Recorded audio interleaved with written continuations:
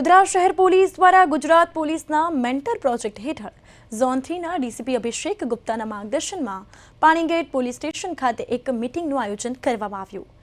વાડી, પાણીગેટ, મકરપુરા, કપુરાઈ અને માંજલપુર પોલીસ સ્ટેશનમાં નોંધાયેલા ભૂતકાળના ગુનાઓના આરોપીઓને એકત્રિત કરવામાં આવ્યા અને આ પ્રોજેક્ટ હેઠળ પોલીસ દ્વારા ગુનાહિત ભૂતકાળ ધરાવતા ઇસમોનું સતત મોનિટરિંગ અને નિયમિત વાર્તાલાપ કરવામાં આવે છે.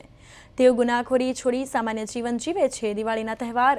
અનિચ્છનીય બનાવ ન બને અને અનિચ્છનીય બનાવ ટાળવા માટે પોલીસ તેમની ગતિવિધિઓ પર નજર રાખે છે, કાયદાનું પાલન કરવા સમજ આપે છે, જેનો હેતુ આવા ઇસમોને સુધારીને સમાજમાં સકારાત્મક યોગદાન આપવા પ્રેરિત કરવાનો છે.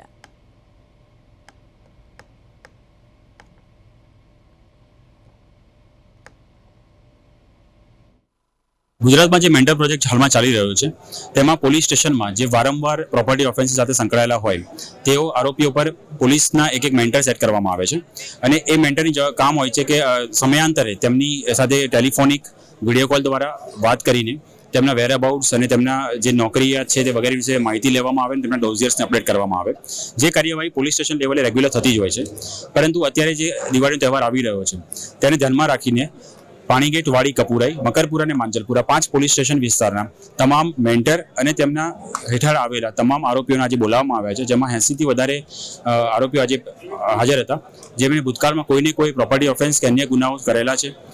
તો તેમને જરૂરી સૂચનાઓ આપવામાં આવી છે અને તેમના ડોઝિયર્સને ફરીથી એકવાર અપડેટ કરવાની કાર્યવાહી હાલમાં કરવામાં આવી છે. આજે જે લોકોને બોલાવવામાં આવ્યા હતા તેમાંથી રેન્ડમલી અમુક લોકો સાથે ચર્ચા કરવામાં આવી છે અને તે લોકોનું કહેવું છે કે મેન્ટર પ્રોજેક્ટ જે રાખવામાં આવ્યો છે તો જે પોલીસ એમના મેન્ટર છે તેમની સાથે રેગ્યુલર ચર્ચા કરે છે, રેગ્યુલર વાત કરે છે, જેનાથી એમનામાં એક પોઝિટિવ ઇમ્પેક્ટ આવ્યો છે કે કંઈ પણ એવું ખોટું કામ હવે એ લોકો કરતા નથી અને કંઈ પણ હોય તો તરત પોલીસના ધ્યાનમાં એ લોકો દોરી દે છે અને જેથી એમનામાં પોઝિટિવ ઇમ્પેક્ટ એ વસ્તુ દેખાય છે.